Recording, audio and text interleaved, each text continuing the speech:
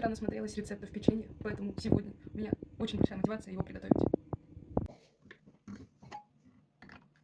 Банан. 2 банана. Разминаем тем, что есть. Есть вилка. Кажется, вилка гнется. Дальше у нас пойдут яйца. Это яйцо S1, которое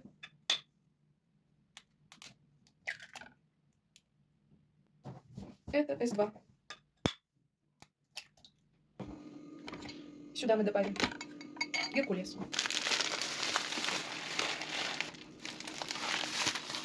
нас вышло 132 грамма геркулеса. Хотела выкладывать на противень, а противень грязный. Придется мыть. Противень я помыла. Будем выкладывать. Выглядит это, прямо скажем так себе, но, надеюсь, будет хотя бы съедобно. Вроде испеклись. Это я тут проверяла. Вот такие печеньки получились. Ой, там снег пошел.